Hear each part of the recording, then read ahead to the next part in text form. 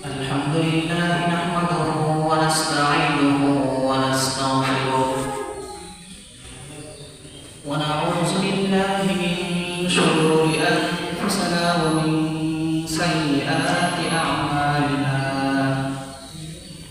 من يهده الله فلا مضل له ومن يضلله فلا هادي له ونشهد أن لا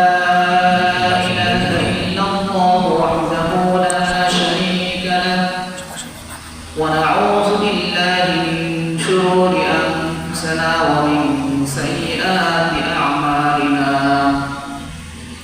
أما بعد فأعوذ بالله من الشيطان الرجيم بسم الله الرحمن الرحيم إني وجهت وجهي للذي فطر السماوات والأرض حنيفا وما أنا من المشركين قل إن صلاتي ونسكي ومحياي ومماتي لله رب العالمين لا شريك له وبذلك أمرت وأنا أول المسلمين وقال النبي صلى الله عليه وسلم من ذبح قبل الصلاة فإنما ذبح لنفسه ومن ذبح قبل الصلاة فإنما تمسك لنفسه وإن للمسلمين أو كما قال عليه الصلاة والسلام اللهم صل على سيدنا وسندنا وحبيبنا وقرب ربنا ومولانا محمدا عبده ورسوله اللهم بارك على محمد وعلى آل محمد كما باركت على إبراهيم وعلى آل إبراهيم إنك حميد مجيد اللهم بارك على محمد وعلى آل محمد كما باركت على إبراهيم وعلى آل إبراهيم إنك حميد مجيد بلغ العلا بكماله كشف الدجى بجماله حسنت جميع خصاله صلوا عليه وآله الحمد لله মহান আল্লাহ পাক রব্বুল আলামিন নিকট লাখো শুকরিয়া যে মহান আল্লাহ পাক রব্বুল আলামিন আমাদেরকে পবিত্র দিনে পবিত্র ঘরে আমাদেরকে আনার এবং বসার মতো তৌফিক করে দিয়েছেন এজন্য মহান আল্লাহ পাক রব্বুল আলামিন নিকট সকলে শুকরিয়া আদায় করি সকলে অন্তঃস্থল থেকে সকলে বলি আলহামদুলিল্লাহ আলহামদুলিল্লাহ মহান আল্লাহ পাক রব্বুল আলামিন নিকট সর্বোত্তম স্থান হচ্ছে মসজিদ এবং সর্বোৎকৃষ্ট স্থান হচ্ছে বাজার তো সেই করে যে ঘরে মহান আল্লাহ পাক রব্বুল আলামিন নিকট সর্বোত্তম যে স্থানটা মহান আল্লাহ পাক রব্বুল আলামিনের নিকট সর্বোত্তম সেই স্থানে আমাদেরকে এনেছেন এবং আমাদের মতো আজ দুনিয়াতে কত মানুষই দুনিয়া কত কাজে লিপ্ত রয়েছেন কত কাজে ব্যস্ত রয়েছেন তারাও মুসলমান আমরাও মুসলমান তারাও এক আল্লাহর গোলাম এক নবীর উম্মত আমরাও এক আল্লাহর গোলাম এক নবীর উম্মত তো দেখা যাচ্ছে তাদেরকে মহান আল্লাহ পাক রব্বুল আলামিন এখনো পছন্দ করেন বিদায় এখনো পছন্দ করেছেন না বিদায় তারা এখনো আল্লাহর ঘরে আসতে পারে না এখনো তারা আল্লাহর বাইরে সারাইতে পারে নাই আর মহান আল্লাহ পাক রব্বুল আলামিন যে আবার যাদেরকে পছন্দ করেছেন যাদেরকে কবুল করেছেন তারাই কেবলমাত্র মহান আল্লাহ পাক রব্বুল আলামিন তাকে সাড়া দিতে প্রস্তুত হয়েছে তো মহান আল্লাহ পাক রব্বুল আলামিন যে আমাদেরকে সেই ঘরে আনেছেন মসজিদে এনেছেন এই জন্য আমাদের করণীয় এটা আমাদের শুকরিয়ার বিষয় শুকরিয়া শুধু আলহামদুলিল্লাহ বললেই চলবে না মহান আল্লাহ পাক রব্বুল আলামিন যে আমাদেরকে দুনিয়া অগণিত মুসলমান থেকে কোটি কোটি মুসলমান থেকে আমাদেরকে যাচাই বাছাই করিয়া মহান আল্লাহ পাক রব্বুল আলামিনের তাকে সাড়া দেওয়ার মতো প্রস্তুত করেছেন, আমাদেরকে সেই পথে এনেছেন। এই জন্য শুকর আদায় করতে হবে। কিভাবে শুকর আদায় করবো? এখন যদি আপনি বলেন আলহামদুলিল্লাহ, তাহলে শুকর আদায় করা হবে না। মহান আল্লাহ পাক রব্বুল আলামিন আমাদেরকে পছন্দ করে এনেছেন। এই জন্য বেশি থেকে বেশি আমরা আল্লাহর ঘরে মসজিদে আসতে হবে এবং 5 ওয়াক্ত নামাজ জামাতের সাথে আদায় করতে হবে। যখনই আযান করে, যখনই মুয়াজ্জিন আযান দেয়, তখনই সাথে সাথে আমরা সকলেই চেষ্টা করব মসজিদে আসার জন্য।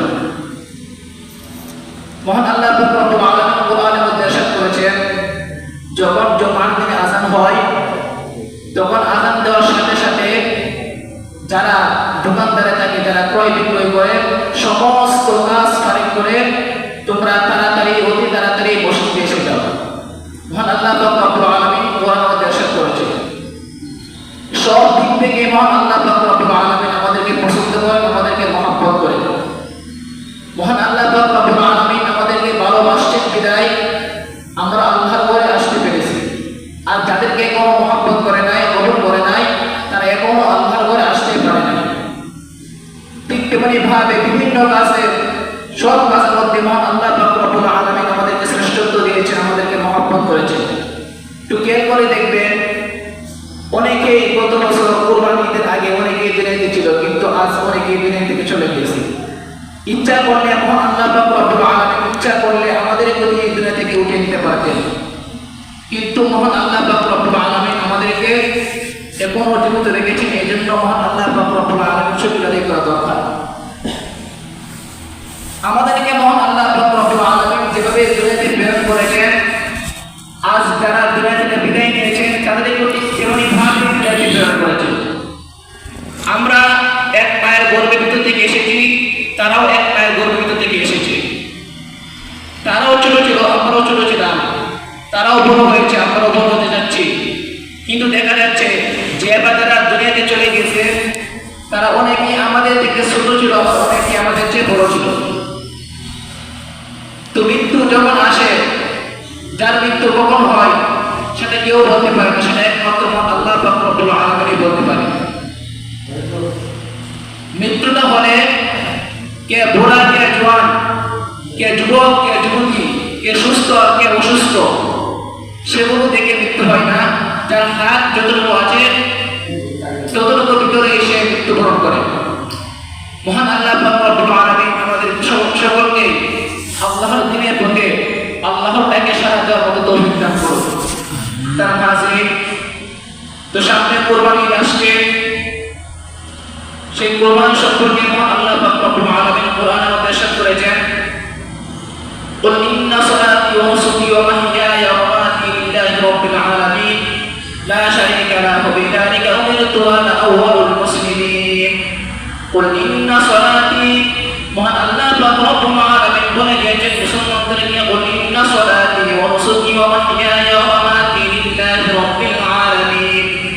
ইব্রাহিম আলাইহিস সালাতু ওয়াস সালাম বললেন, আমাকে মহান আল্লাহ পাক রব্বুল আলামিন, আমি নামাজ পড়ি, قل إن صلاتي একমাত্র নামাজ পড়ি আমার আল্লাহ পাক রব্বুল আলামিনকে পাওয়ার জন্য, ونسكي ومحياي ومماتي لله رب العالمين, এবং আমার মৃত্যু, আমার জীবন, আমার মরণ সবকিছু মহান আল্লাহ পাক রব্বুল আলামিনের জন্যই আমি করি।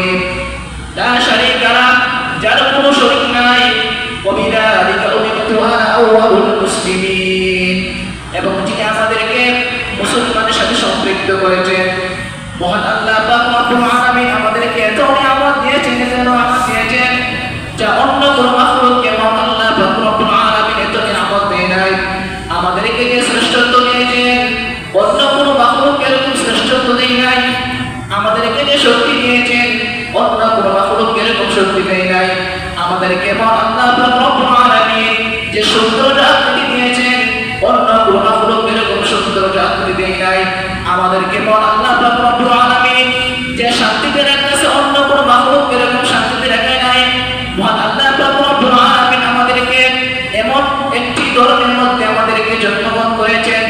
মহান আল্লাহ পাক রব্বুল আলামিন সেই ধর্মকে মহান আল্লাহ পাক রব্বুল আলামিন শ্রেষ্ঠত্ব করে প্রদান করেছেন। দুনিয়াতে অনেক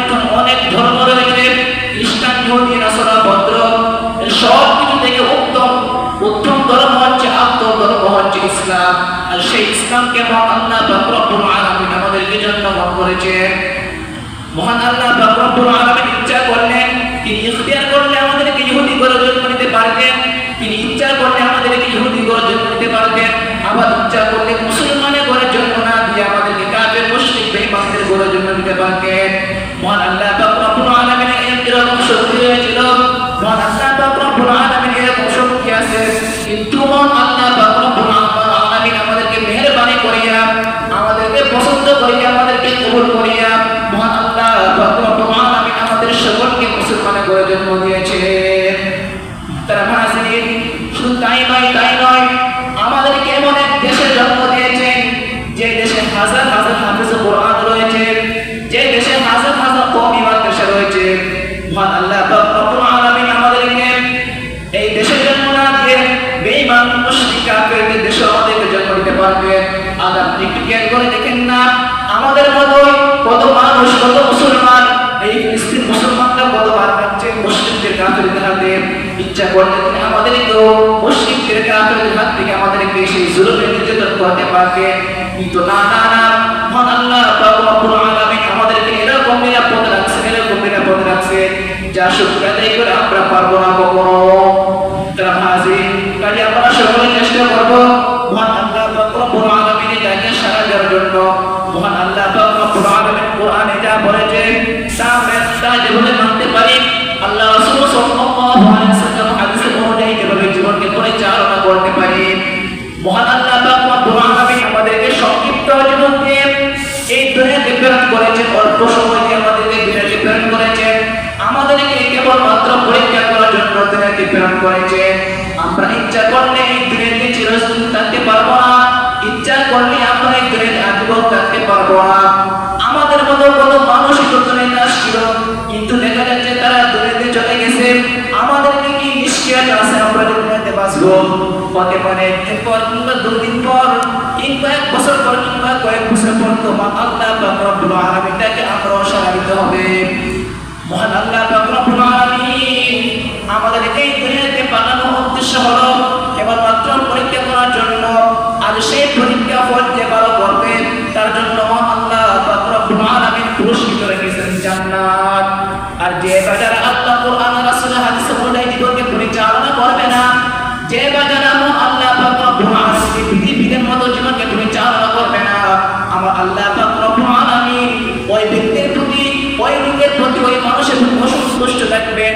আর ওই অসন্তুষ্ট থাকার কারণে আমার আল্লাহ পাক রব্বুল আলামিন তাকে রাগান্বিত হয়ে তাকে দিবে জাহান্নাম। মহান আল্লাহ পাক রব্বুল আলামিন আমাদেরকে সৃষ্টি করেছেন বড় মায়া করে, বড় মহব্বত করিয়া। আল্লাহ চাই না আমাদেরকে আগুনে পোড়াতে, আল্লাহ চাই না আমাদেরকে জাহান্নামে দিতে, আল্লাহ চাই না আমাদেরকে কষ্ট রাখতে। কিন্তু যদি আমরা আল্লাহর বিধিবিধান মতো না চলি, আল্লাহর কোরআনে অনুযায়ী আমাদেরকে জীবনকে পরিচালনা না করি, তাহলে মহান আল্লাহ পাক রব্বুল আলামিন আমাদেরকে জাহান্নামে দিতে বাধ্য হবে। এজন্য রাসূল আকরাম সাল্লাল্লাহু আলাইহি ওয়াসাল্লাম হাদিসে মধ্যে ইরশাদ করেছেন,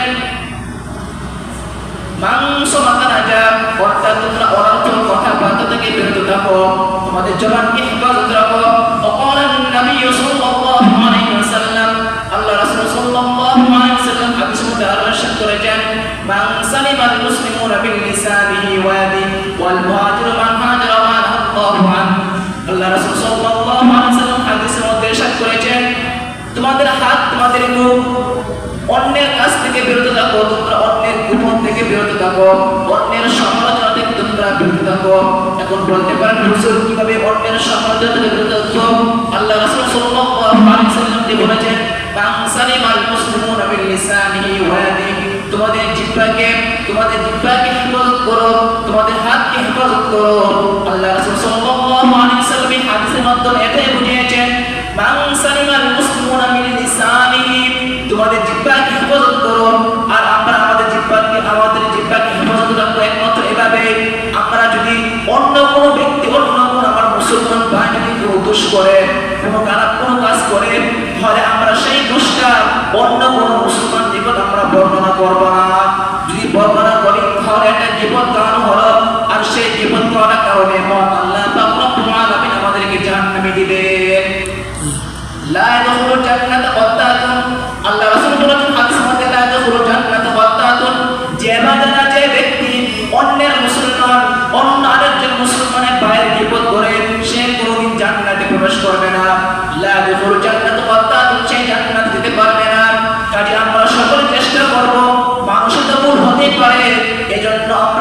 অন্যের দোষ মানুষের নিকট বর্ণনা করবো না।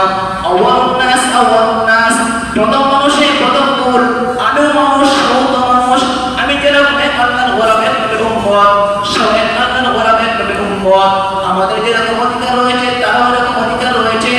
মহান আল্লাহ পাক রব্বুল আলামিন, আল্লাহ রাসূল সাল্লাল্লাহু আলাইহি ওয়াসাল্লাম হাদিসে মধ্যে ইরশাদ করেছেন, যে ব্যক্তি অন্য আরেকজন মুসলমানের দোষ গোপন রাখবে, আমার আল্লাহ পাক রব্বুল আলামিন কিয়ামত তার দোষ গোপন রাখবে। মহান আল্লাহ পাক রব্বুল আলামিন আমাদেরকে শ্রেষ্ঠত্ব দিয়েছেন, তিনি ইচ্ছা করলে আমাদেরকে সেই দুনিয়াতে প্রেরণ করেছেন। আমাদেরকে মহান আল্লাহ পাক রব্বুল আলামিন মুসলমানের করে জন্ম দিয়েছেন, এই জন্য আমাদেরকে বেশি বেশি শুকরিয়া আদায় করতে হবে। মহান আল্লাহ পাক রব্বুল আলামিন কোরআনে যেভাবে বলেছেন, আল্লাহ রাসূল যেভাবে হাদিস মধ্যে বলেছেন, সেই অনুযায়ী আমাদের জীবনকে পরিচালনা করার মতো তৌফিক দান করো। মহান আল্লাহ পাক রব্বুল আলামিন বিধিবিধান মতো যেভাবে আমরা জীবনকে পরিচালনা করতে পারি, আল্লাহর প্রত্যেকটি হুকুম যেভাবে আমরা মেনে চলতে পারি, আল্লাহ রাসূল সাল্লাল্লাহু আলাইহি ওয়াসাল্লামের হাদিসে অনুযায়ী যেভাবে আমাদের জীবনকে পরিচালনা করতে পারি, যে পথে চলিলে মহান আল্লাহ পাক রব্বুল আলামিন আমাদের প্রতি হামেশা খুশি থাকবেন, যে পথে চলিলে মহান আল্লাহ পাক রব্বুল আলামিন আমাদের প্রতি সন্তুষ্ট থাকবেন, সেই পথে চলার তৌফিক দান করুন। ওয়া আখিরু দাওয়ানা আলহামদুলিল্লাহি